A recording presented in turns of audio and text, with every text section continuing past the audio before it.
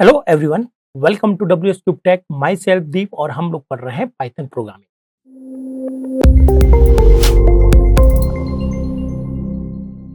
तो फ्रेंड्स, आज के इस वीडियो में हम लोग बात करने वाले हैं एक अनदर लूप की, जिसको हम लोग कहते हैं फॉर लूप। प्रीवियस वीडियो में हमने ये देखा था कि what is while loop. Okay, कि व्हाइल लूप क्या होता है, ये कैसे हम लोग अप्लाई करते हैं, उसके साथ में पास, ब्रेक, कंटिन्यू और एल्स किस तरह से काम में लिए जाते हैं, ये हमने सीख लिया। आज हम लोग बात करने वाले हैं फॉर लूप। ठीक है, अब जो व्हाइल लूप काम करता है किसी भी चीज को या फिर किसी भी टास्क को बार बार रिपीट करने का, फॉर लूप भी वही काम करता है। ओके, दोनों के काम सेम है। जैसे कि व्हाइल के अंदर आप एक या मल्टीपल स्टेटमेंट लिखकर उसको बार बार एग्जीक्यूट कर सकते हो, वही काम फोर भी करता है। या इसमें फोर के अंदर भी हम लोग एक या मल्टीपल स्टेटमेंट लिखकर बार बार एग्जीक्यूट कर सकते हैं। तो सबसे बड़ा जो क्वेश्चन यहाँ खड़ा होता है वो ये होता है कि सर कब कौन सा काम मिले। अगर दोनों जब काम सेम करते हैं तो फिर 2 क्यों बनाए गए, 1 ही बना लेते तो हमारा काम ज़्यादा आसान होता, हमें एक चीज़ ही पढ़नी पड़ती, है ना? तो इनके कुछ आंसर आपको यहाँ पर सबसे पहले तो मैं ये दूँगा कि भई क्यों आखिर हमें 2 अलग-अलग लूप की रिक्वायरमेंट लगी? ठीक है भई? तो चलते हैं, सबसे पहले मैं आपको व्हाइट बोर्ड पे लेके जाऊँगा, ओके? और वहाँ हम लोग बात करेंगे कि सर हमारे जो पाइथन में फॉर लूप भी है एंड व्हाइल लूप है, दोनों लूप अवेलेबल है।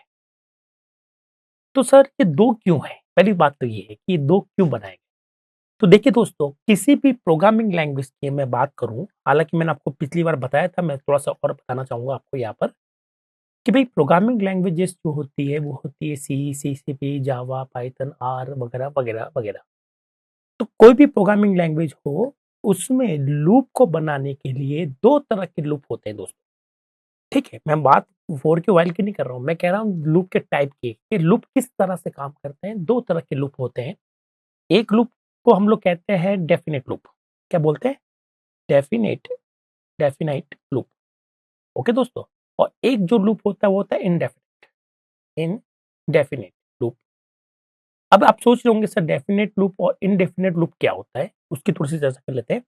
डेफिनिट लूप का मतलब वो होता है कि जब हम लोग प्रोग्राम बनाएंगे, उस समय हमें पता हो कि भाई हमारा जो लूप है वो कितनी बार चलने वाला है। अगर एक बार जो लूप चलता है ना, उसको हम लोग कहते हैं इटरेशन। ठीक है? जैसे कि आप यहाँ डायग्राम में आपको दिखाता हूँ।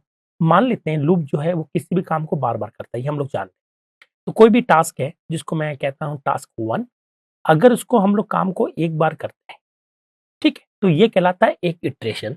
फिर इसको दोबारा करते हैं, तो ये दूसरा इटरेशन। ठीक है? मैं कलर चेंज कर लेता हूँ। इसको 30 बार कर रहे हैं, तीसरी बार करते हैं, तो यहाँ से वो शुरू होगा और फिर आपके पास में अगेन जाएगा और तीसरा इटरेशन। तो हर बार जब रिपीट होता है, उसको हम लोग टेक्निकली कहते हैं इटरेशन। ओके, ये आपको क्लियर है कि इटरेशन का मतलब क्या होता है? इटरेशन का मतलब होता है कि लूप कितनी बार अपने आप को रिपीट कर रहा है। तो आप यहाँ पर जो रिपीट वर्ड काम में लेते हैं, नॉर्मल प्रोग्रामिंग के अंदर या फिर नॉर्मल लाइफ के अंदर, उसको हम लोग टेक्निकली बोलते हैं इटरेशन। तो डेफिनाइट जो लूप होता है दोस्तों, उसमें जो इटरेशन होते हैं, वो प्रोग्रामर को पता होता है। ध्यान से सुनिएगा, प्रोग्रामर को पता होता है कि वो लूप कितनी बार चलने वाला है। ओके, वहाँ कन्फर्मेशन होता है कि how many times we will get the iteration, हमें इटरेशन कितने टाइम्स मिलेगा, ये हम लोग वहाँ पर जानेंगे। ठीक है, हमें पता होता है, प्रोग्रामर की बात हो रही है, ठीक है भाई? प्रोग्रामर प्रोग्रामर को बिल्कुल पता रहेगा कि ये लूप कितनी बार चलने वाला है। तो इस तरह की लूपिंग को हम लोग कहते हैं डेफिनिट लूप। ओके दोस्तों, तो यहाँ पर क्या कॉन्सेप्ट क्या चलता है, यहाँ पर आपको पता होता है कि प्रोग्रामर नोज, ठीक है? नोज क्या जानता है वो जानता है नंबर ऑफ इटरेशन, कि हमारा प्रोग्राम कितनी बार इटरेट करने वाला है, वो ये जानता है, इटरेशन को पता होता है।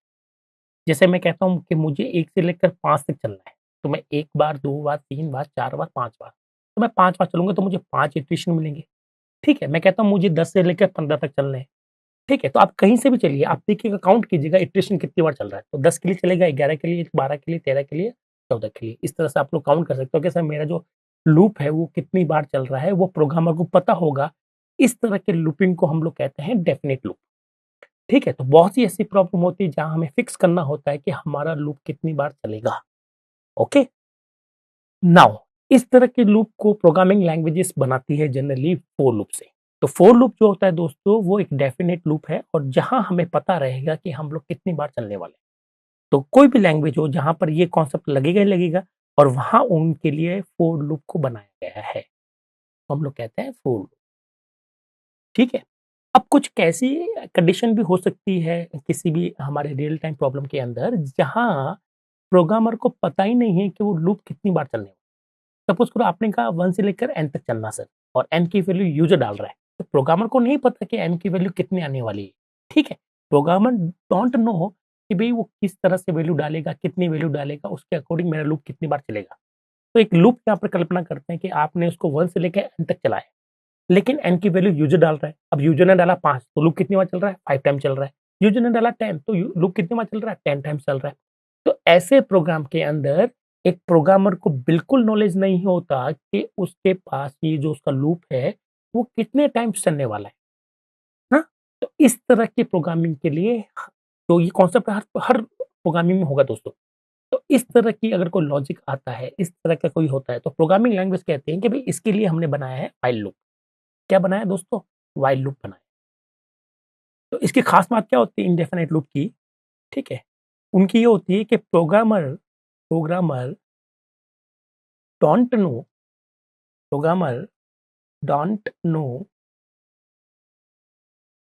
About about number of iteration. उसको नहीं पता कि वहाँ पे कितनी बार चलने वाला है, नंबर ऑफ इटरेशन कितने आने वाले हैं, कितनी बार हमारा लूप रिपीट करने वाला है हमारे काम को, ये हम लोग नहीं जानते। तो इस तरह के लूप को हम लोग कहते हैं इंडेफिनिट लूप। और इंडेफिनिट जो लूप है दोस्तों, वो हम लोग किसके थ्रू बनाते हैं? व्हाइल के थ्रू। तो ज़ाहिर-सी बात है कि हमें यहाँ पर पूरा जो काम होगा, वो काम करना पड़ेगा कंडीशन के ऊपर। ठीक है, तो मेरे पास जगह नहीं है, मैं कुछ टाइम के लिए इसको मिटा देता हूँ, ध्यान से सुनिएगा दोस्तों। अगर आपने इसको नोट कर लिया तो उसका स्नैपशॉट भी ले लीजिएगा। ओके, इसको अब थोड़ा-सा क्लीन करते हैं। और क्या फ़र्क होता है दोनों लूप में, ध्यान से सुनिएगा। यहाँ पर आपको जो काम करना पड़ता है दोस्तों इंडेफिनिट लूप में, तो आपके पास हमेशा एक कंडीशन होती है। जब तक वो कंडीशन ट्रू है तब तक वो आपका चलता रहेगा, और जैसे वो कंडीशन फॉल्स होती है तो आपका लूप जो है क्या हो जाएगा? खत्म हो जाएगा। तो इस तरह के प्रोग्रामिंग के लिए, इंडेफिनिट लूप के लिए, व्हाइल लूप के लिए आपको एक कंडीशन की ज़रूरत पड़ती है। वहीं वहीं अगर मैं बात करूँ डेफिनिट लूप की, तो डेफिनिट लूप जो है दोस्तों, उसके लिए कंडीशन कोई मायने नहीं रखती, क्योंकि यहाँ पे हमें पता होता है कि हमारा लूप कितनी बार चलने वाला है। इसका मतलब यहाँ पर कॉन्सेप्ट किसका चल रहा है? यहाँ कॉन्सेप्ट चल रहा है हमारे पास में एक पर्टिकुलर रेंज का। चाहे वो 4 हो, हमारा सी का हो, चाहे वो जावा का हो, चाहे वो पाइथन का हो। हमें रेंज चाहिए होती है, कैसे हमें 1 से लेकर 10 तक चलना है, ठीक है? 10 से लेकर 1 तक चलना है, उल्टा चले, सीधा चले, इससे कोई फ़र्क नहीं पड़ता। आपको कुल मिलाकर इटरेशन पता होंगे, वो होगा आपका डेफिनिट लूप। और डेफिनिट लूप अगर आपको समझ में आ गया कि आपकी प्रॉब्लम के अंदर डेफिनिट लूप लगने वाला है, फोर लूप लगने वाला है, तो उस केस में आपको इस क्वेश्चन में क्या ढूँढना पड़ता है? रेंजेस ढूँढनी होती है दोस्तों। क्या ढूँढनी होती है? रेंजेस ढूँढनी होती है कि मुझे कहाँ से लेकर कहाँ तक चलना है। ठीक है? तो इसमें आपको रेंज का मतलब मेरा ये होता है कि रेंज का मतलब है आपको एक स्टार्टिंग पॉइंट पता होगा और एक एंड पॉइंट पता होगा, जहाँ से लेकर जहाँ तक आपको चलना है। लेकिन व्हाइल लूप की बात करूँ तो यहाँ पर ना तो आपको स्टार्टिंग पता रहेगी, और मतलब पता भी होगी स्टार्टिंग, तो आपको एंड पता नहीं होगा कि वो कितनी बार चलने वाला है, तो इसके लिए हम लोग कंडीशन छोड़ देंगे। ठीक है? उस कंडीशन को जब तक ट्रू होती रहेगी हमारे प्रोग्राम के अंदर, तब तक हमारा इंडेफिनिट लूप चलता रहेगा और हमारे पास में काम होता रहेगा। क्लियर है दोस्तों? तो आई होप आपको ये दोनों के बारे में क्लियर हो गया कि यार इनमें क्या फ़र्क होता है और कब कौन-सा काम में लेना है। ठीक है? तो किसी प्रॉब्लम को पढ़ के आपको लगे कि यार यहाँ तो ये डिफाइन करता है, यूसेज पर डिपेंड करता है कि वो कितनी बार चलना चाहिए, तो फिर वो काम जो है दोस्तों, वो काम हमारा व्हाइल लूप से ही करेंगे तो ज़्यादा बेटर रहेगा। हालाँकि कहीं ऐसी सिचुएशन आती है जब हम लोग दोनों को इंटरचेंज कर देते हैं कि व्हाइल लूप को डेफिनिट लूप से बना सकते हैं और इनडेफिनिट लूप को हम लोग फोर से बना सकते हैं। लेकिन ऐसा आप हमेशा कर पाएँ, ऐसा कोई ज़रूरी नहीं। और जब आप ऐसा करते हैं कि सिचुएशन आपकी डेफिनिट लूप की है और आप व्हाइल लूप लगा रहे हैं, तो आपका प्रोग्राम कॉम्प्लेक्स हो जाएगा। तो इसी प्रॉब्लम को बचने के लिए हर प्रोग्रामिंग लैंग्वेज के अंदर आपको 2 लूप तो कम से कम दे रखे हैं। एक तो दे रखा होगा फॉर, एक दे रखा होगा व्हाइल।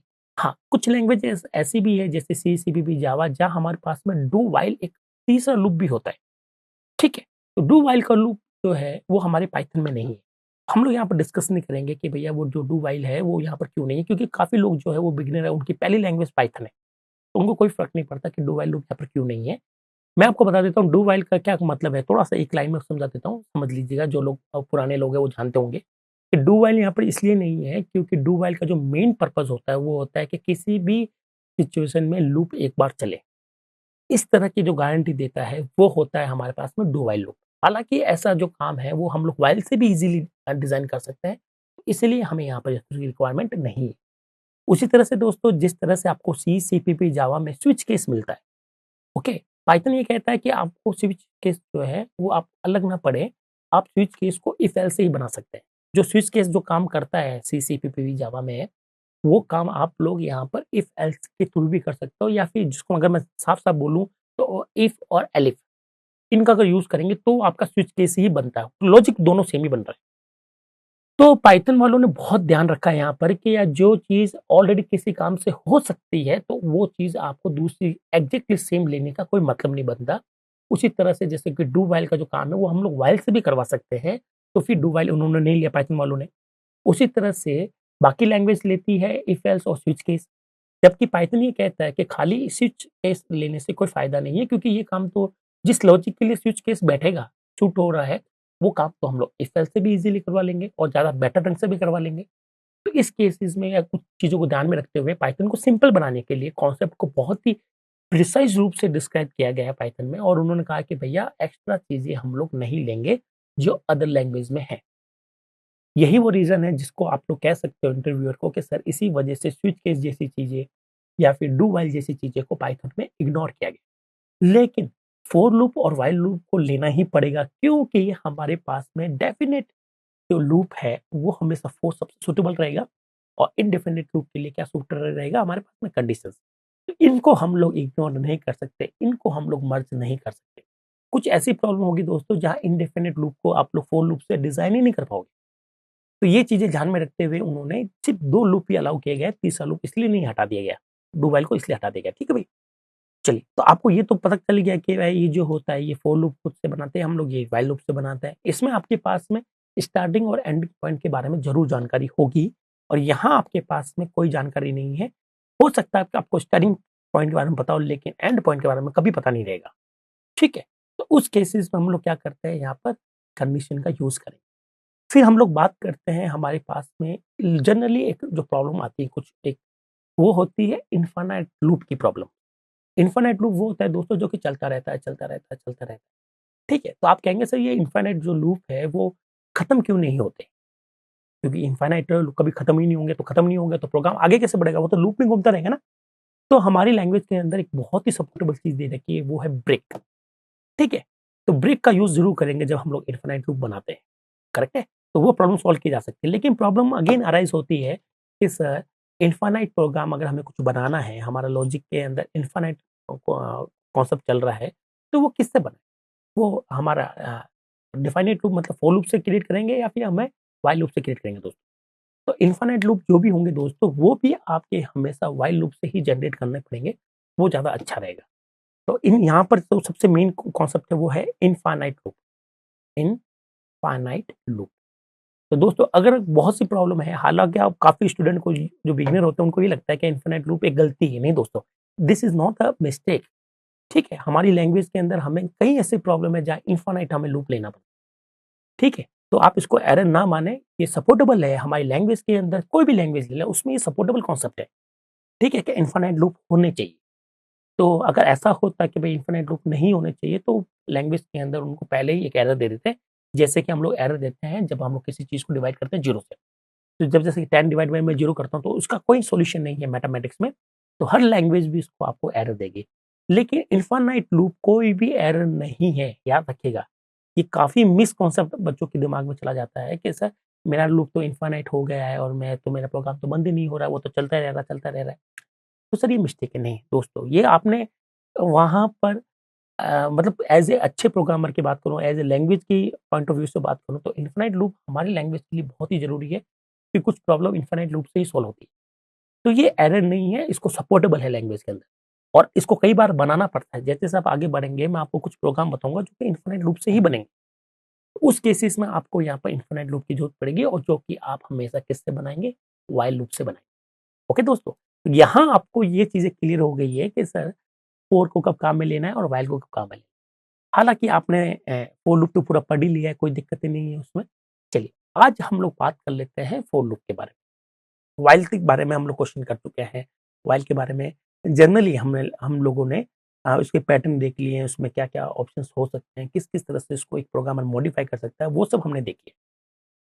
तो आज फोर के बारे में सीखेंगे, देन हम लोग कुछ क्वेश्चंस को सॉल्व करेंगे और जिसमें आपको भी पता लगाना है, मैं भी पता लगाऊँगा कि भई उस क्वेश्चन को हम लोग किस वाले लूप से सॉल्व करें और वो लॉजिक कैसे बने, ये भी हम लोग चर्चा करेंगे। तो पहले चलते हैं फोर लूप को क्विकली सीख लेते हैं कि फोर लूप क्या कहता है। तो दोस्तों आपके लिए मैंने यहाँ पर एक छोटा-सा पीपीटी में डिस्क्राइब किया है फोर लूप को, आप चाहें तो उसका स्नैपशॉट ले सकते हैं। चलिए, तो बात हो रही है फोर लूप की, तो फोर लूप क्या है? एक जेनेरिक इटरेटर है। ओके, जेनेरिक क्या है? इटरेटर। अब क्वेश्चन ये आ गया कि सर ये इटरेटर क्या है? इटरेटर दोस्तों जो किसी भी काम को बार-बार करता है वो इटरेटर कहलाता है।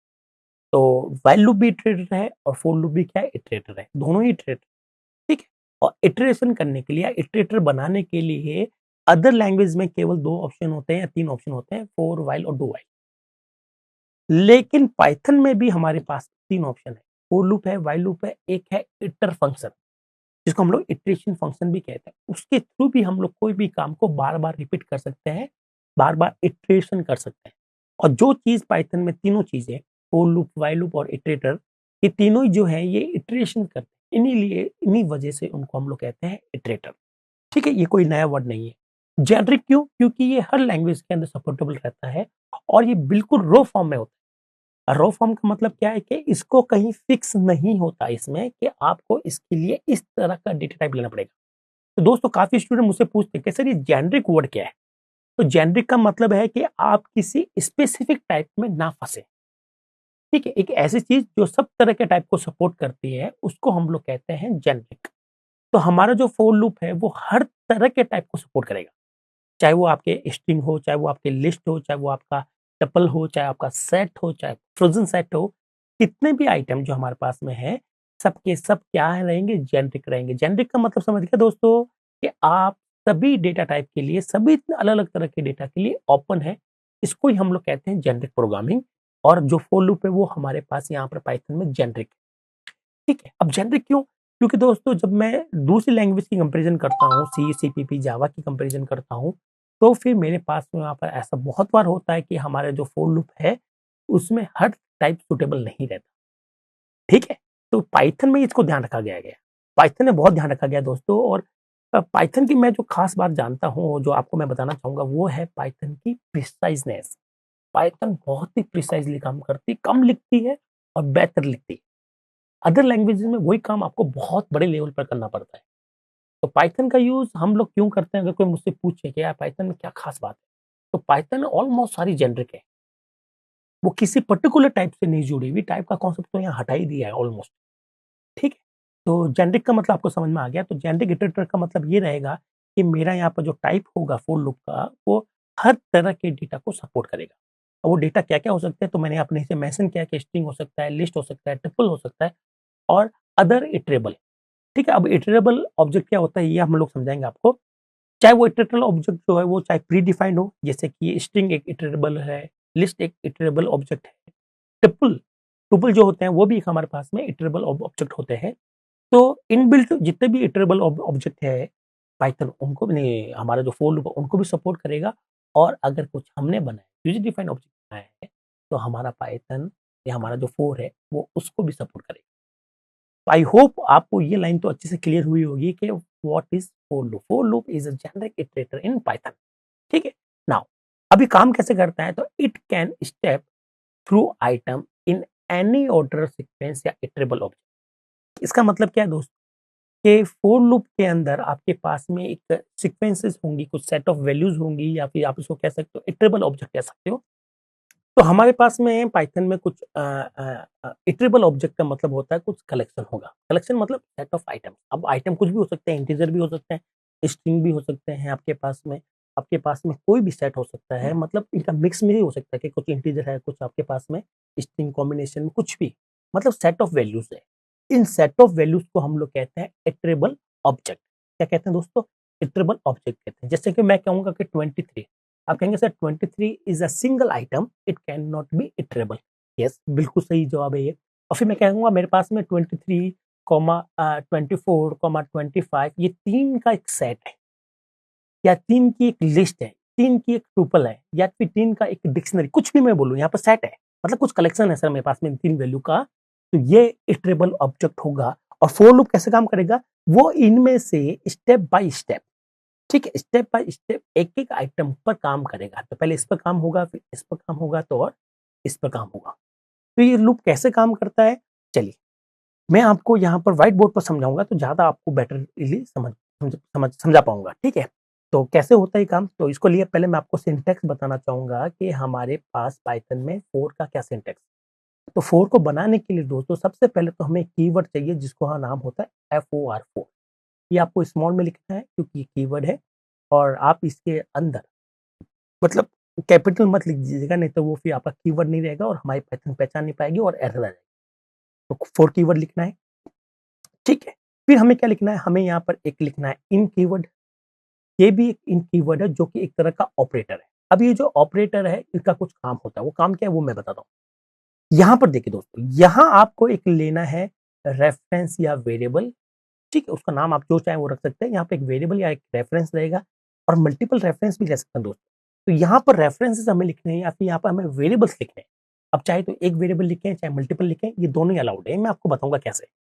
तो यहाँ आपके पास एक सिंगल वेरिएबल या फिर मल्टीपल वेरिएबल आएंगे और यहाँ आपके पास में आएगी सेट ऑफ वैल्यूज। क्या आएगी दोस्तों? Set of values. याद रखिएगा, यहाँ पर जो सेट ऑफ वैल्यूज होती है, सेट ऑफ वैल्यूज मैं इसको बोलूंगा या कलेक्शन ऑफ वैल्यू बोल दूं ज्यादा अच्छा रहेगा, क्योंकि सेट वर्ड हमारे पाइथन में किसी और काम के लिए लिया जाता है, तो मैं इसको कलेक्शन बोलूंगा। कि यहाँ पर आपके पास में क्या होना चाहिए? कलेक्शन ऑफ वैल्यूज या आइटम होने चाहिए, ठीक है। आइटम मैं लिख देता हूँ आइटम। तो ये जो कलेक्शन ऑफ आइटम होते हैं कि सर यहाँ पर एक ऐसी चीज लिखी है जिसके अंदर खूब सारे छोटे छोटे आइटम हो सकते हैं, चाहे वो इंटीजर हो, चाहे वो स्ट्रिंग हो, चाहे वो कुछ भी हो, इससे कोई फर्क नहीं पड़ता। ये चीज कहलाती है इटरेबल ऑब्जेक्ट। क्या कहलाती है? Iterable object. कोई भी चीज जिसके अंदर हमारे पास में सेट ऑफ आइटम्स होते हैं दोस्तों, सेट ऑफ वैल्यूज होती है या फिर कलेक्शन ऑफ वैल्यूज होती है, उसको हम लोग इटरेबल ऑब्जेक्ट कहेंगे। और आप यहाँ पर से एक एक वैल्यू निकालेंगे। क्या निकालेंगे? एक एक वैल्यू निकालेंगे यहाँ से, और वो वैल्यू किस में चली जाएगी? वो वैल्यू चली जाएगी इस एक वेरिएबल में। अगर आप यहाँ से दो दो वैल्यू उठाना चाहते हैं तो आपको यहाँ पर दो रेफरेंस चाहिए होंगे इस तरफ। अगर आपको यहाँ पर 10-10 वैल्यू उठानी तो आपको इस तरफ 10-10 रेफरेंस भी चाहिए होंगे। तो इन ऑपरेटर यही करता है। इन ऑपरेटर का काम जो है वो है कि भाई ये चीज इसमें से वो एक आइटम उठाकर इसमें रखता है, बस ये समझ ले। इन ये चेक करता है कि ये चीज इसमें है या नहीं, ठीक है। तो इटरेबल ऑब्जेक्ट जो होंगे उसमें आपके पास मल्टीपल कलेक्शंस होंगे वैल्यूज के, और इसमें हर वैल्यू जो है वो इस वेरिएबल से रेफर की जाएगी, ठीक है। वन बाय वन रेफर की जाएगी। कैसे की जाएगी ये भी मैं आपको बता देता हूँ। तो पहले तो इसका सिंटेक्स कंप्लीट करते हैं हम लोग। तो पहले आपको कीवर्ड फॉर लिखना है, फिर हम आपको यहाँ पर एक या मल्टीपल रेफरेंस ले लेने हैं जितनी आप यहाँ से वैल्यू उठाना चाहते हो, और यहाँ पर कलेक्शन ऑफ वैल्यूज होना चाहिए दोस्तों, याद रखिएगा। यहाँ पर मैं सिंगल वैल्यू ले लेता हूँ, तो दोस्तों उस केस में हमारे पास में फॉर लूप दे देगा एरर, क्योंकि यहाँ पर फिक्स है कि इटरेबल ऑब्जेक्ट होना चाहिए या फिर कोई भी कलेक्शन ऑफ वैल्यू, जिसको आप कह सकते हैं सर यहाँ पर सेट हो सकता है, यहाँ पर फ्रोजन सेट हो सकता है, यहाँ हमारे पास में लिस्ट हो सकती है, टुपल्स हो सकते हैं, डिक्शनरी हो सकती है, और भी अगर इनबिल्ट ऑब्जेक्ट है जो कि इटरेबल है वो यहाँ हो सकते हैं, और हमने कोई ऑब्जेक्ट इटरेबल बनाया तो वो भी यहाँ हो सकता है, ठीक है। तो कुल मिलाकर आपके पास एक ऐसी चीज होनी चाहिए जिसमें आपको मल्टीपल सेट ऑफ वैल्यूज मिले, बस ये मेरे कहने का मतलब है। फिर इसके बाद में आपको लगाना है कॉलम। क्या लगाना है दोस्तों? कॉलम, ठीक है। आप जानते हैं जैसे कॉलम लगाते हैं तो हमारे पास में नीचे ब्लॉक शुरू हो जाता है। ब्लॉक का मतलब है जहां हम लोग मल्टीपल लाइन लिख सकते हैं। अदर लैंग्वेज के लिए तो हम कर्ली ब्रेसेस का यूज करते हैं, लेकिन पाइथन के लिए हम लोग यूज करेंगे इंडेंट का। तो यहाँ आपको एक इंडेंट देना पड़ता है, और ये जो इंडेंट है वो सबके लिए सेम होना चाहिए। जैसे कि मैं यहाँ लिखता हूँ स्टेटमेंट वन, और यहाँ मैं लिखता हूँ स्टेटमेंट टू, तो दोनों का इंडेंट सेम होना चाहिए। अदरवाइज अगर आपने इनका इंडेंट कम कर दिया, जैसे स्टेट 2 को आपने यहाँ आगे खिसका दिया या फिर ये ज़्यादा पीछे चला गया, यहाँ इंडेंट अगर दोनों के चेंज होंगे किसी भी वजह से, ठीक है, तो आपका फॉर लूप क्या दे देगा? एरर। तो यहाँ पर इंडेंट का थोड़ा ध्यान रखें, और इंडेंट का आपको ध्यान कहाँ-कहाँ रखना है? हर वो जगह पे रखना है जहाँ पर आपके पास में सेट ऑफ स्टेटमेंट लिखने की पॉसिबिलिटीज़ है। कहाँ होगी? वो हमेशा कोलन के बाद होगी। इसमें हम लोग सेट ऑफ स्टेटमेंट लिख सकते हैं, हम लोग फॉर में लिख सकते हैं, व्हाइल में लिख सकते हैं, और भी आगे कुछ आइटम आएँगे जिसमें हम लोग सेट ऑफ लाइन्स लिख सकते हैं, ठीक है? जैसे कि फंक्शंस हो गए, क्लासेस हो गई, इसमें कुछ खूब सारी हम लोग लाइन्स लिखते हैं, और सारी लाइन्स जो है जिनका इंटेंट सेम है ऊपर से लेकर नीचे तक, वो सब फॉर की मानी जाएगी। और कोई चीज़ अगर है हमारे पास में जिसका इंटेंट यहाँ पर सेम नहीं हुआ तो वो फॉर से अलग हो जाएगी। और अलग होने पर या तो प्रोग्राम का पार्ट बनेगी तब तो ठीक है, और नहीं बनेगी तो क्या दे देगी, एरर दे देगी। तो 4 को आप इस तरह से लिखेंगे, यहाँ इंडेंट के साथ में जितने चाहे स्टेटमेंट यहाँ पे लिख सकते हैं, इनके बीच में मैं डॉटेड लगाऊंगा ताकि आपको समझ में आए कैसे यहाँ पर मल्टीपल स्टेटमेंट आ सकते हैं। फिर बाद में हम लोग लिखते हैं एल्स, क्या लिखते हैं, एल्स। ओके, अब ये जो पार्ट है एल्स वाला, ये एक ऑप्शनल पार्ट है 4 के लिए। कभी कभी 4 के अंदर हम लोग एल्स लगाना पसंद करते हैं और कभी कभी एल्स लगाना पसंद नहीं करते हैं। कोई दिक्कत नहीं है, ये डिपेंड करता है प्रॉब्लम में अंदर हम लोग क्या चाहते हैं। तो ये वाला पोर्शन दोस्तों ऑप्शनल है। अगेन एल्स भी एक ब्लॉक होता है जिसमें आप मल्टीपल क्या लिख सकते हैं, स्टेटमेंट लिख सकते हैं। अब वो कौन कौन से स्टेटमेंट होंगे, तो आपको यहाँ पर एक इंडेंट देना पड़ेगा और यहाँ पर आपने लिख दिया स्टेटमेंट, स्टेटमेंट लिख दिया आपने 3, और फिर आप जितने चाहे स्टेटमेंट यहाँ एल्स के अंदर डाल सकते हैं, लेकिन उनका इंडेंट क्या होना चाहिए, एग्जैक्टली सेम होना चाहिए। ऐसा नहीं कर रहे हैं, जैसे मैं ये कह रहा था आपको, ऐसा नहीं करना कि आपने यहाँ पर ज्यादा इंडेंट पकड़ा दिया, देखो ऐसे। अगर आप ऐसा करेंगे तो आपके पास आ जाएगी एरर। तो आपको इस चीज से बचना है, और इसीलिए हम जो काम करते हैं वो हम लोग काम करते हैं आईडीई पर, जो कि आपका पास एनाकोंडा हो सकती है, स्पाइडर हो सकती है, आपके पास में आईडीएलई हो सकता है, पाइचाम हो सकता है, कोई भी आईडी पर आप जरूर काम करें, क्योंकि आईडी हमारा इंडेंट की प्रॉब्लम को सॉल्व कर देता है। अगर वहीं आप नोटपैड पर काम करेंगे तो आपको मैनुअली इंडेंट देना पड़ता है और आपको उसके बारे में ध्यान भी रखना पड़ता है। ओके, चलिए, तो यहाँ पर मैं आपको बताना चाहूंगा कि भी एल्स के अंदर भी खूब सारे स्टेटमेंट आ सकते हैं। अब बात करेंगे एल्स चलता कब है कब नहीं चलता, ये हम लोग बात कर लेते हैं। तो ये तो हो गया हमारे पास में फोर लूप का डिटेल्ड सिंटेक्स, जहां फोर लूप कैसे कैसे हम लोग लिख सकते हैं उसकी चर्चा हो रही है। अगर मैं आपको और प्यार से समझाऊं, ठीक है, मतलब प्यार से समझा रहा हूँ हालांकि, बट और आपको अच्छे से समझाऊं तो ये कहूंगा कि ये जो पोर्शन है, ये जो मैं ग्रीन कलर में डॉटेड कर रहा हूँ, ये जरूरी नहीं है दोस्तों, ये ऑप्शनल है। ठीक है, क्या है दोस्तों, ये ऑप्शनल है। आप चाहें तो एल्स को लिख सकते हैं और चाहे तो उसको आप छोड़ सकते हैं। तो मैं आगे यहाँ लिखूंगा ये ऑप्शनल। लेकिन जो ऊपर वाला जो पोर्शन है फोर का, वो एक कंपलसरी पोर्शन है, वो तो आपको लिखना ही पड़ेगा। ठीक है, इतना आप लिखेंगे। तो मैं क्या करूंगा, शुरू शुरू में कुछ क्वेश्चन को इस तरह से बनाऊंगा जिसमें एल्स की रिक्वायरमेंट ना हो, या वहां पर हम लोग एल्स काम में नहीं लेंगे, और कुछ क्वेश्चन के अंदर हम लोग एल्स को काम में लेंगे। ओके, चलिए, ये आपका सिंटेक्स रेडी है। अब मैं आपको थोड़ा सा इटरेबल ऑब्जेक्ट समझा देता हूँ, या फिर आप समझ लीजिएगा कि मैं आपको फोर की वर्किंग समझा देता हूँ कि फोर कैसे काम करता है दोस्तों। ठीक है, तो चलिए फटाक से चलते हैं और हम लोग बात करते हैं कि फोर कैसे काम करता है। तो यहाँ पर मैं आपको समझाना शुरू करूंगा कि भाई ये काम कैसे करता है, हाउ टू वर्क, वर्क कैसे करता है फोर लूप। ठीक है, तो हमें क्या करना पड़ेगा, सबसे पहले तो फोर कीवर्ड लिखना पड़ेगा। यहाँ पर मैं कोई भी एक वेरिएबल ले लेता हूँ या कोई भी एक रेफरेंस ले लेता हूँ जिसको मैंने नाम दिया आई। आप नाम कुछ भी दे दे दोस्तों, कोई फर्क नहीं पड़ता, रेफरेंस का नाम हमेशा यूजर पे ही डिपेंड करता है। ओके,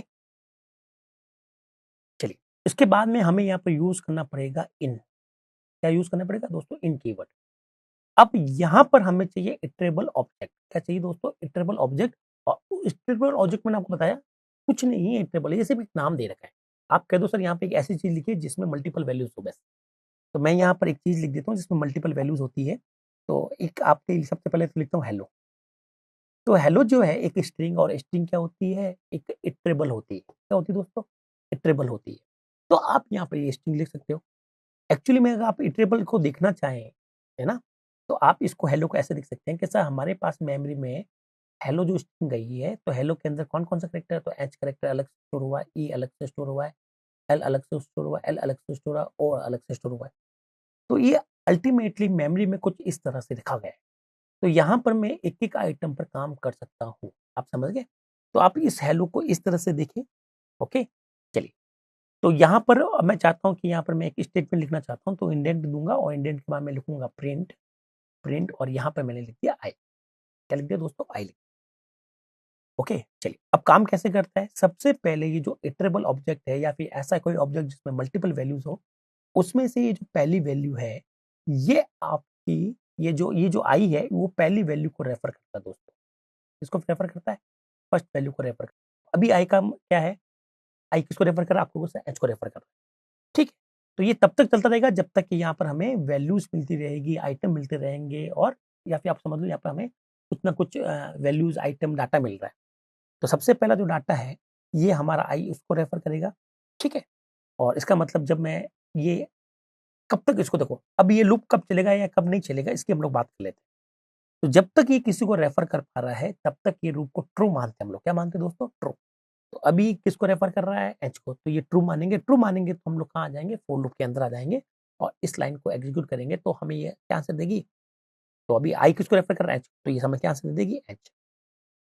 ठीक है। फिर उसके बाद इंटरनली हमारा जो आई है ये रेफर करना शुरू कर देगा दोस्तों अगले वाले को। मैं इसको यहाँ से हटा दूं और ये जो रेफर करेगा इस बार रेफर करेगा ये अगले नेक्स्ट एलिमेंट, ये इसको रेफर। तो अगेन ये इसको कोई ना कोई रेफरेंस है ही इसके पास में, इसका मतलब इसमें नल नहीं है, तो ये मतलब ये ट्रू माना जाएगा और हम लोग नीचे आ जाएंगे और हम आकर क्या कर रहे हैं? आई जिसको भी रेफर कर रहा है उसको प्रिंट कर रहा है। तो आई रेफर कर रहा है ई को, तो हमने क्या प्रिंट कर दिया? ई प्रिंट।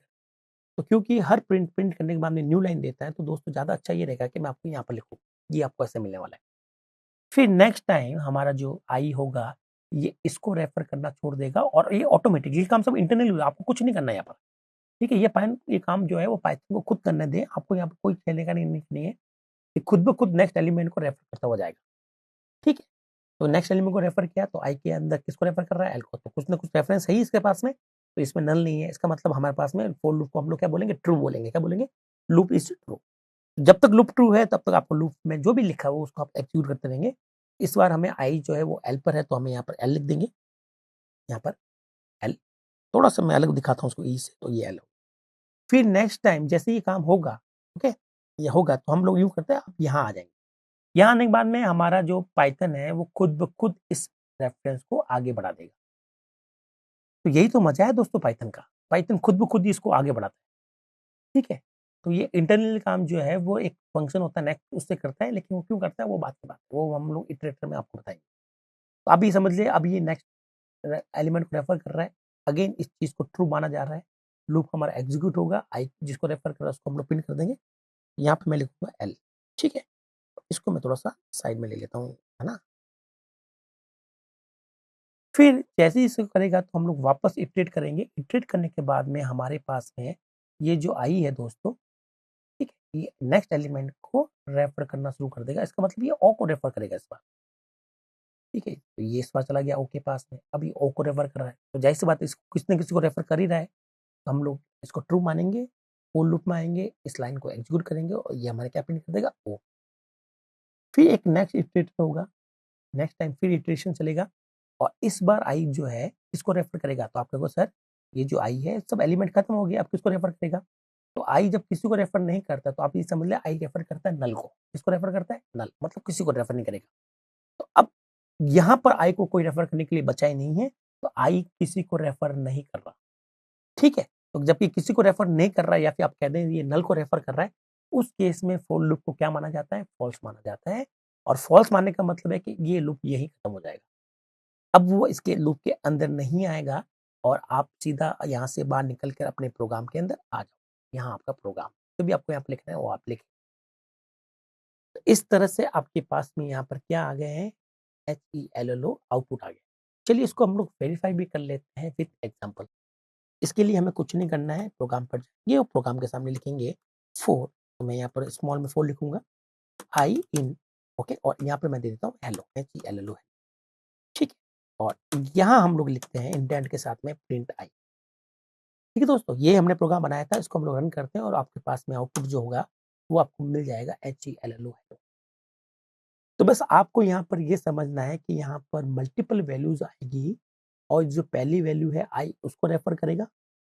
ठीक है, और ये खुद ब खुद इंटरनली हमारा जो पाइथन है उस चीज को मेंटेन करता है और मेंटेन कैसे करता है कि वो हमारे पास में इस आई को नेक्स्ट एलिमेंट पर लेके जाएगा रेफर करने के लिए। तो अब नेक्स्ट टाइम जब ये एच को रेफर कर रहा था, ये आई इसको रेफर कर रहा था, इसको ट्रू मानेंगे। ट्रू मानने के मतलब इसको नीचे वाला पोर्शन जो भी फॉर लूप के अंदर जितने भी स्टेटमेंट है उनको एग्जीक्यूट कर देंगे।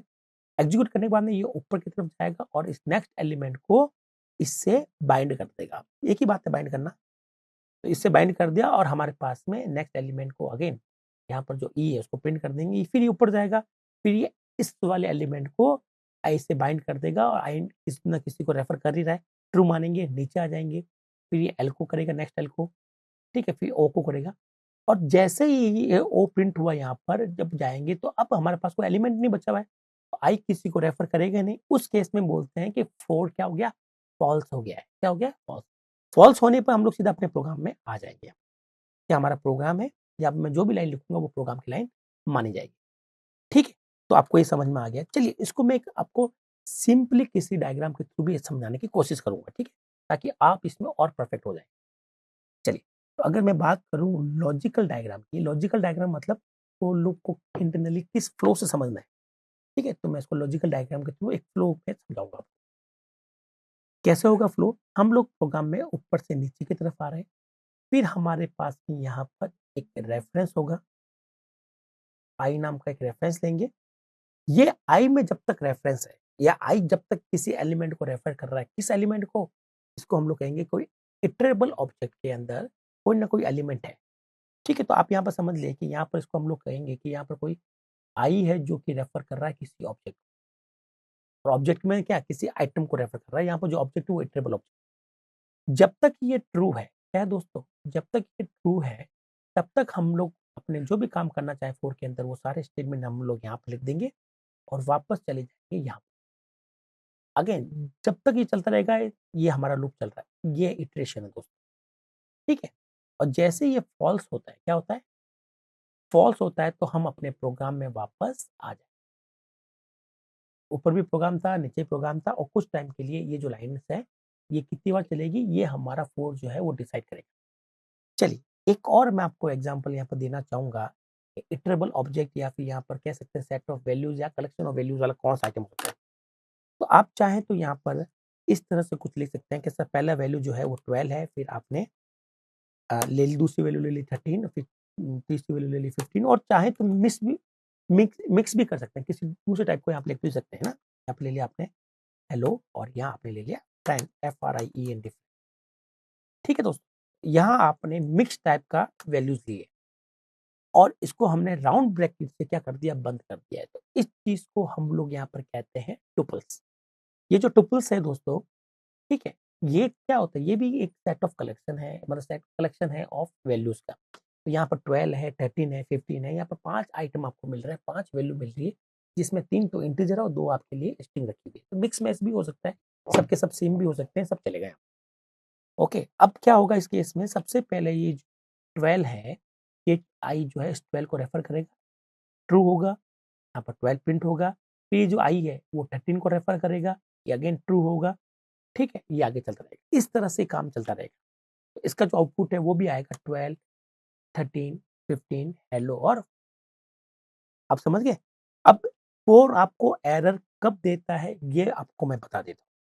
फोर आपको एरर कब देगा, अगर आपने यहाँ पर किसी इटरेबल ऑब्जेक्ट की जगह कोई सिंगल वैल्यू रख दी है। कैसे रख दी सिंगल वैल्यू? जैसे कि मान लीजिए मैं यहाँ पर एक ए नाम का रेफरेंस क्रिएट कर रहा हूँ या वेरिएबल क्रिएट कर रहा हूँ, जिसमें मेरे पास में एक इटरेबल ऑब्जेक्ट है, जैसे कि हेलो। तो हेलो क्या है, स्ट्रिंग है, स्ट्रिंग क्या होती है, इटरेबल होती है।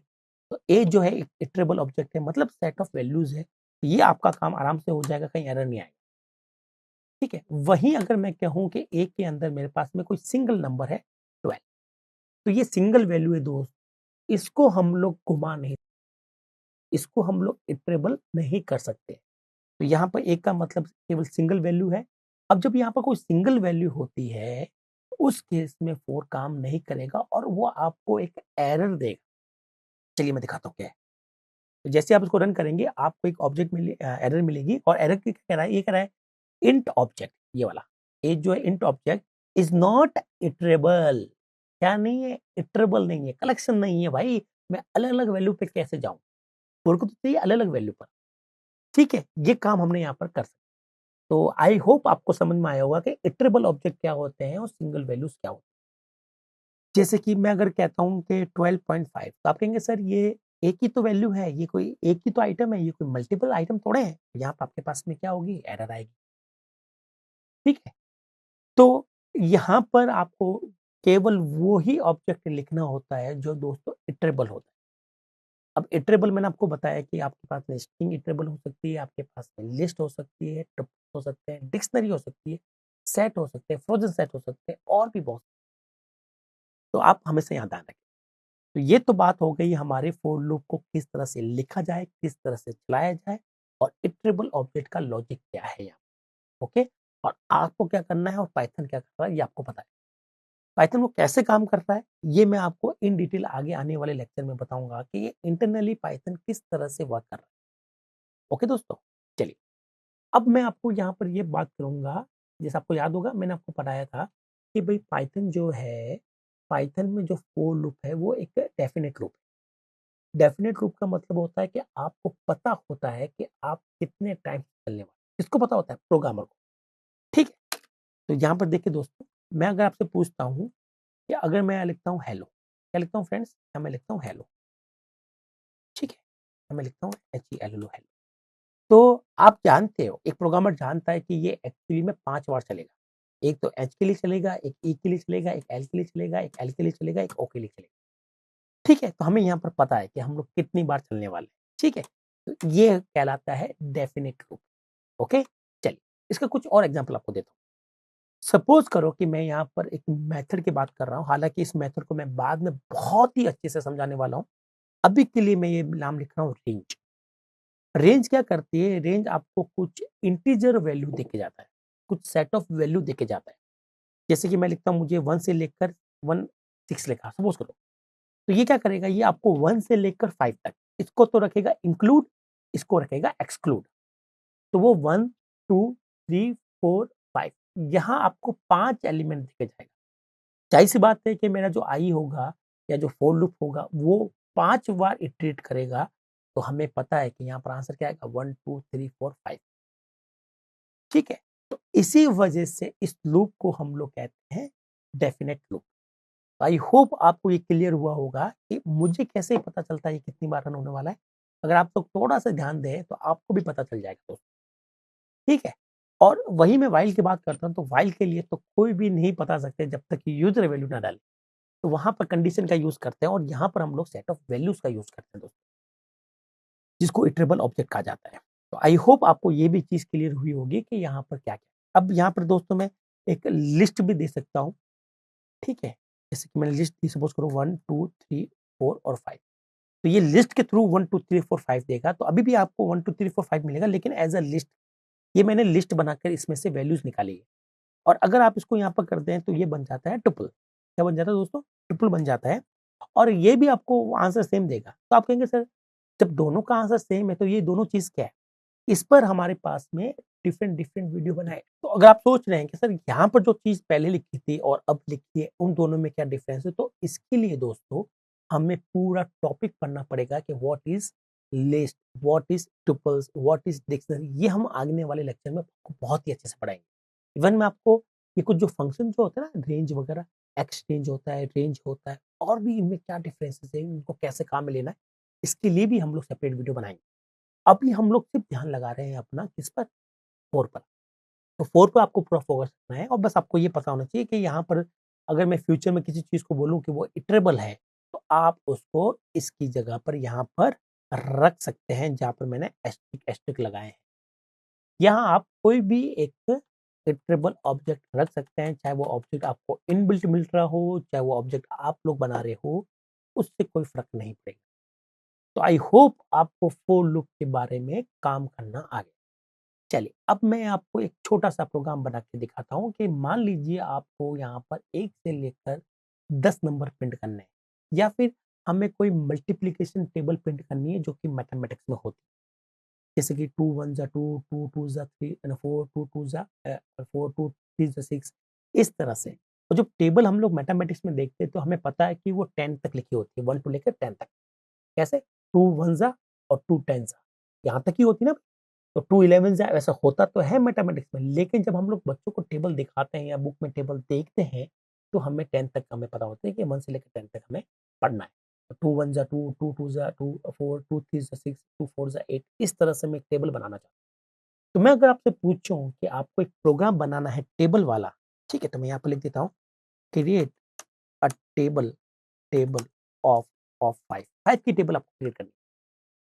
तो मैं आपसे पूछता हूँ कि 5 की टेबल में 2 5 1 जा, 5 2 जा, ये आपको कितनी बार लिखना है? तो आप कहेंगे सर जनरली हम लोग 10 बार लिखते हैं। इसका मतलब यू नो, आप जानते हैं कि इस लूप को 10 टाइम्स चलाकर ये काम किया जाएगा।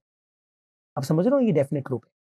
चलिए, तो ये काम कैसे करेंगे? तो आपको यहाँ पर क्या चाहिए होगा? जैसे कि मैं यहाँ पर लिखता हूँ दोस्तों, यहाँ पर हम लोग बाद में लिखेंगे, पहले मैं आपको ट्रिक बताता हूँ कि ये प्रोग्राम कैसे सॉल्व करते हैं हम लोग। सबसे पहले तो मुझे 4 लेना पड़ेगा क्योंकि मुझे सेम काम को रिपीट करना है। 5 1 जा 5, 5 2 जा 10, 5 3 जा सेम काम हो रहा है ना भाई? बस अलग-अलग आपको आंसर मिल रहा है, लेकिन काम सेम हो रहा है कि आपको 5 को 1 के साथ मल्टीप्लाई करना है, फिर 5 को 2 के साथ मल्टीप्लाई करना है, 5 को 3 के साथ मल्टीप्लाई करना है, इस तरह से काम करना है। ओके? तो यहाँ पर ज़ाहिर-सी बात है कि मैं यहाँ पर लिखता हूँ, सपोज़ करो कि मैंने यहाँ पे लिखा 5, ओके? और मैं यहाँ लिखता हूँ इंटू 1 नहीं इंटू आई। तो ज़ाहिर-सी बात है कि जो आई है वो चेंज होना चाहिए। आई की वैल्यू 1 होनी चाहिए, आई की वैल्यू 2 होनी चाहिए, आई की वैल्यू 3 होनी चाहिए, इस तरह से चेंज हो। तो ज़ाहिर-सी बात है कि मुझे यहाँ से 1 से लेकर 10 तक चाहिए। अब वो आप चाहे तो इस तरह से लिख दें 1, 2, 3, 4, 5, 6, 7, 8, 9, 10 बड़ा लंबा लिखना पड़ता है, ठीक है? या तो आप इस तरह से लिख दें, तो देखिएगा 5 की टेबल छप जाएगी 5 देखो आ गया ना 5, 10 जा ये वगैरह आ गया। आप कहोगे सर इसका कुछ शॉर्ट तरीका है? यस दोस्तों, अगर आपको लगता है कि अगर आपको कंटिन्यूअसली कोई नंबर चाहिए, स्पेशली इंटीजर चाहिए, तो उसके लिए आप केवल रेंज लिखें। क्या लिखें? रेंज नाम का फंक्शन लिखिए, वो आपको वैल्यू बना के देगा। तो शुरुआत मैं 1 से करना चाहूँगा और खत्म मैं 10 पे करना चाहूँगा तो मुझे 11 लिखना पड़ेगा, याद रखिएगा। ये जो लास्ट वाला जो लिखते हैं वो एक्सक्लूड रहता है, मतलब वो 1 से लेकर 10 तक देगा, उससे एक कम तक वैल्यू देगा। तो यहाँ पर अगेन हम जो काम करेंगे तो हमारे पास में सेम आंसर आएगा 5, 10, 15, 20, 25 एक्सेट्रा। लेकिन आप कहोगे सर यार ये फॉर्मेट मुझे नहीं देखना, मुझे तो अपना वो वाला फॉर्मेट देखना है कि 5 into 1 equal 5 ये वाला फॉर्मेट देखना है। कोई बात नहीं, आप चलो कुछ फॉर्मेटिंग करके मैं दिखा देता हूँ आपको। तो सबसे पहले मुझे क्या प्रिंट करना है? 5 प्रिंट करना है, ठीक है? ये 5 प्रिंट हो गया। फिर मुझे प्रिंट करना है मल्टीप्लाई का सिंबल एस्टेरिस्क, ठीक है? जैसे कि आपको मैं इस एक लिख के भी दिखा देता हूँ ना, तो मुझे किस तरह से आउटपुट देखना है। जैसे मुझे देखना है 5 into 1 equal 5 तो सबसे पहले तो मुझे फिक्स है 5 देखना ही पड़ेगा 5, 5, 5, 5, 5 तो ये 5 यहाँ आ गया। अब नेक्स्ट टाइम मुझे क्या देखना पड़ेगा? ये एस्टेरिस्क वाला सिंबल देखना पड़ेगा। फिर मुझे आई की वैल्यू देखनी पड़ेगी। फिर मुझे इक्वल देखना पड़ेगा, तो इक्वल के लिए भी मैं यहाँ पे लगा देता हूँ सिंबल इक्वल। फिर आपको 5 into आई देखना पड़ेगा। आप समझ गए? इस तरह से आप अपनी फॉर्मेटिंग कर सकते हैं। आई होप आपको ये क्लियर हुआ होगा कि कैसे काम हो रहा है। इसको चला के देखते हैं और आउटपुट देखते हैं इसका। तो जैसे आप आउटपुट देखेंगे तो हाँ, it look like a good, ठीक है? और यहाँ अगर आपको ये चीज़ थोड़ी-सी प्रोग्रामिंग में मतलब आपको थोड़ा-सा आपके लिए प्रॉब्लम जनरेट कर रही है, तो दोस्तों मैं चाहूँगा कि आप यहाँ पर फॉर्मेट स्ट्रिंग लिटिल का काम में लें या फिर फॉर्मेट फंक्शन का काम में लें। तो हालाँकि मेरा फ़ोकस अभी फॉर्मेटिंग नहीं सिखाना है, मैंने आपको सिखा चुका हूँ, आप चाहे तो इसको यहाँ अप्लाई कर सकते हैं, ठीक है? अगर वो अप्लाई करेंगे तो हमारा जो टॉपिक है वो 4 को छोड़कर हम लोग वहीं घुस जाएँगे। तो मैं चाहता हूँ कि आप उस वीडियो को दोबारा देख लें फॉर्मेटिंग वाले का, आउटपुट को कैसे-कैसे फॉर्मेट कर सकते हैं, उसके बाद में हम लोग यहाँ पर किसकी चर्चा करेंगे, फॉर्मेटिंग की चर्चा कर लें। आप लोग खुद लिख लीजिएगा, वो मैं आपको अच्छे से पढ़ा चुका हूँ, ठीक है? तो मैं अपना चाहता हूँ कि मेरा इस वीडियो में पूरा फ़ोकस रहे 4 के ऊपर। तो इस तरह से दोस्तों आप 4 को यूज़ करते हुए आप कोई भी प्रोग्राम लिख सकते हैं और कैसे-कैसे लिखना है, कैसे-कैसे चलना आई होप मैंने आपको अच्छे से समझाया होगा, ओके? तो चलिए अब मैं आपको कुछ स्पेशल केसेस बताता हूँ जिसके बारे में काफ़ी कम लोग जानते हैं। वो केसेस क्या है, वो सिचुएशन क्या है जो कि हमारे लिए एक अच्छा प्रोग्रामर बनाती है। तो मैं बताऊँ आपको दोस्तों कि यहाँ पर आपके पास में मल्टीपल रेफरेंस भी अलाउड है। काफ़ी लोगों को लगता है कि यहाँ पर एक सिंगल रेफरेंस मतलब सिंगल नेम आएगा। यहाँ पर दोस्तों मल्टीपल रेफरेंस या मल्टीपल वेरिएबल भी ले सकते हैं आप। जैसे कि मैं लेना चाहूँगा A, B, C कितने हैं? 3 है। ओके, तो ज़ाहिर-सी बात है कि वो यहाँ से इस तरफ जो भी आप लिखेंगे, उसमें वो एक साथ में 3 वैल्यू को उठाना चाहेगा। तो मैं यहाँ पर कैसे लिखूँगा ध्यान से देखिएगा। सबसे पहले आप लिस्ट बना लें, ठीक है? और यहाँ पर आप सेपरेटली क्या कर दें, ऐसे बना लें। अब समझिएगा एक बार, मैं इसमें ये चाहता हूँ कि आपको पता रहे। अब मैं 3 आइटम यहाँ पे लेकर जैसे सपोज़ करो मैंने लिखा 1, 1 और 1 और यहाँ पे मैं लिख देता हूँ सपोज़ करो 2, 2 और 2 अगर आपको लगता है कि ये सब वैल्यू एक जैसी लग रही है, तो इसको हम लोग 1, 2, 3 ले लेते हैं। 1, 2, 3 और यहाँ पे मैं ले लेता हूँ 4, 5, 6 और यहाँ मैं ले लेता हूँ 7, 8 और 9 और यहाँ मैं ले लेता हूँ 11, 12 और 13 ठीक है? तो यहाँ पर क्या करेगा एक्चुअली में यहाँ पर हमने एक सेट बनाया है जिसमें ये पूरा का पूरा 3 एलिमेंट का छोटा-सा सेट, छोटा-सा कलेक्शन है। आप अगर आप देखें तो ये 3 एलिमेंट का कलेक्शन है, ये 3 एलिमेंट का कलेक्शन है, ये 3 एलिमेंट का कलेक्शन है ना भई? ये आपके पास 3-3 एलिमेंट के कलेक्शन है और आपने इन सारे कलेक्शन को एक बड़ा कलेक्शन बना दिया। तो ज़ाहिर-सी बात है कि यहाँ से सबसे पहले जो ए होगा, है ना? ए, बी, सी ये क्या करेगा? ये इसको रेफर करेगा। इसको रेफर करेगा और वो खुद ब खुद समझ जाएगा कि भाई ए बी सी 1 2 3 को रेफर कर रहा है, तो ए का मतलब 1 हो जाएगा, बी का मतलब 2 हो जाएगा और सी का मतलब 3 हो जाएगा। तो मैं नीचे आकर मैं आपको चाहूँगा कि आप यहाँ पर ए बी सी की वैल्यू देखें। तो पहले आप ए की वैल्यू देखें, फिर मैं चाहूँगा कि आप यहाँ पर थोड़ा-सा एक सिंबल लगा दूँ मैं? ये सिर्फ़ आपको बताने के लिए डैश, ठीक है? तो यहाँ पे मैं डैश सिंबल लगाऊँगा, यहाँ पर मैं चाहूँगा कि आप बी की वैल्यू देखें और फिर मैं फिर अगेन एक डैश लगाना चाहूँगा ताकि आप सी की वैल्यू के अंदर डैश डैश देखें, ठीक है? इस तरह से। चलिए इसको चला के देखिए। तो यहाँ पर आप जब कभी भी यहाँ से आप मल्टीपल कंपोनेंट उठा रहे हैं दोस्तों, यहाँ पर देखिएगा। यहाँ आप पूरा एक साथ उठा रहे हैं और वो ये पूरा एक साथ इसमें जा रहा है। कैसे जा रहा है? तो ये पूरा जो है वो एक्चुअली में एबीसी जो है वो रेफर कर रहा है। फिर नेक्स्ट टाइम 4, 5, 6 की टर्न आएगी जिसको एबीसी रेफर करेंगे। फिर नेक्स्ट टाइम 7, 8, 9 की आएगी टर्न आएगी जिसको एबीसी रेफर करेंगे। फिर नेक्स्ट टाइम 11, 12 और 13 की। इस तरह से आपके पास 1, 2, 3, 4, 5, 6, 7, 8, 9 और 11, 12, 13 आपके प्रिंट हो जाएंगे। तो मैं आपको बस ये सिखाना चाह रहा था। काफ़ी लोगों को ये लगता है कि सर इस तरफ हमारे पास में केवल एक ही रेफरेंस आ सकता है, ये नहीं आ सकता। दोस्तों ये आ सकता है। इसको हम लोग कहते हैं अनपैकिंग करना या फिर एक्सटेंडेड असाइनमेंट। ओके? तो मैं आपको पीपीटी में भी मैंने आपके लिए लिख रखा है, आप चाहे तो उसका स्नैपशॉट ले सकते हैं। एक्सटेंडेड सीक्वेंसेस असाइनमेंट इन 4 लूप। तो यहाँ पर मैं आपको बताऊँगा कि सबसे पहले ये पूरा का पूरा, आप चाहे तो ब्रैकेट में लिखें, ना लिखें कोई फ़र्क नहीं पड़ता। ये पूरा इसको डिनोट कर रहा है।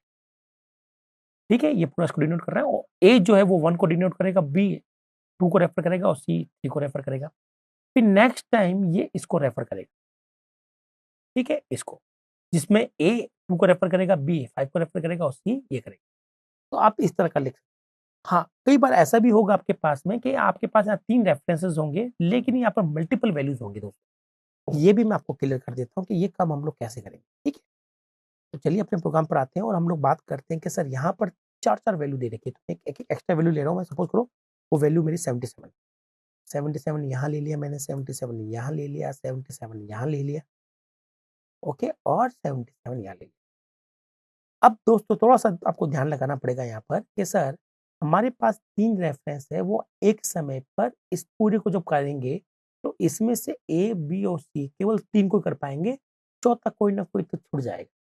तो उस केस में आप जानते हो कि एरर आती है, चाहे मैं इसको फोर लूप के अंदर करता या चाहे बाहर करता तो भी एरर आती है। तो आपके पास जितनी वैल्यूज़ है उतने ही रेफरेंस होने चाहिए, कम-ज़्यादा का मामला यहाँ पर मत बैठाएँ। तो ये आपको एक एरर दे देगा। इस एरर को दूर करने के लिए दोस्तों आप किसी भी एक आगे एक्सटेंडेड मतलब एस्टेरिस्क लगा सकते हैं। तो मैं यहाँ पे लगाऊँगा इसके आगे एस्टेरिस्क। ठीक है, ये काम कैसे करेगा तो मैं इसके लिए मैं आपको व्हाइट बोर्ड पे लेके चलता हूँ और यहाँ मैं आपको समझाना चाहूँगा। तो यहाँ पर आपने एक इटरेबल ऑब्जेक्ट दिया है जिसको मैं इस हॉरिज़ॉन्टली लिखता हूँ दोस्तों।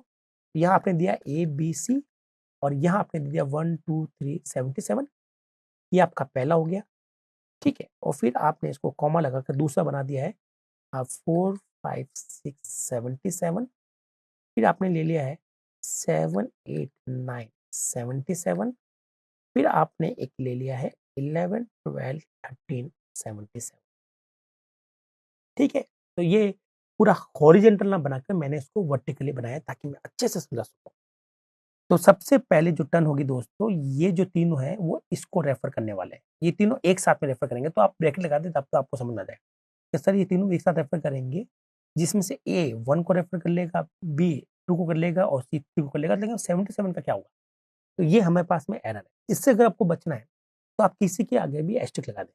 तो मैं जनरली बीच वाले के आगे हम लोग लगाते हैं, वैसे आप किसी के आगे लगाएँ कोई फ़र्क नहीं पड़ता। तो ये कैसे रेफर करेगा ध्यान से देखिएगा। जब आप ऐसा लिखते हैं, उस केस में जो ए है, ये आपके पहले वाले को रेफर करेगा 1 को और फिर ये जो लास्ट का सी है, ये आपको रेफर करेगा लास्ट वाले को। किसको रेफर करेगा? लास्ट वाले 77 और ये जो एस्टेरिस्क बी है, एस्टेरिस्क बी मतलब है कि जो भी अंदर बच गया, उसको रेफर कौन करेगा? उसको रेफर करेगा ये वाला, बीच वाला। तो जब आप ऐसा लिखते हैं तो पहले ए और सी को बाइंड कर लें और जो भी बाकी में वैल्यू बची हुई है वो बी के साथ में बाइंड हो जाएगी खुद ब खुद। ठीक है? तो मैं एबीसी का आंसर देखूँगा तो एक का आंसर मुझे मिलेगा 1 फिर मिलेगा डैश फिर मुझे मिलेगा 2, 3 एक साथ में मिलेंगे मुझे, ठीक है? और फिर हमें मिलेगा 70 आप समझ रहे भाई? इस तरह से आउटपुट मिलने वाला है। चलिए मैं आपको आउटपुट दिखा भी देता हूँ उसका, रन करते हैं, इस बार कोई एरर नहीं आएगी। और आपको ये आउटपुट मिल रहा है। आई होप आपको ये समझ में आया होगा कि ये आउटपुट आपको किस तरह से मिला है। ठीक है दोस्तों, तो यहाँ तक हमने समझ लिया है कि भी फोर लूप के अंदर एक सिंगल रेफरेंस भी ले सकते हैं और मल्टीपल भी ले सकते हैं और उसको हम लोग एक्सटेंडेड फॉर्म में भी ले सकते हैं और आप यहाँ पर ये लगाते हैं, इससे कोई फर्क नहीं पड़ता। अब बस फ्यूचर के अंदर दोस्तों जो टॉपिक हम लोग पढ़ेंगे, लिस्ट, टुपल्स है, सेट है, फ्रोजन्स है, तो उनके लिए आप सीखेंगे कि यहाँ पर क्या-क्या आएगा। आई होप आपको ये फोर लिखना आया होगा कि फोर को कैसे लिखते हैं, कैसे काम करते हैं और कैसे इस पर देखते हैं। दोस्तों इस वीडियो में हम लोग केवल इतनी ही बात करेंगे। जल्द ही मैं आपके लिए दूसरा वीडियो लेके आऊँगा जिसमें हम लोग फोर के ऊपर और थोड़ी-सी चर्चा करेंगे, फिर उसके बाद में क्वेश्चंस करेंगे। तो तब तक के लिए थैंक यू।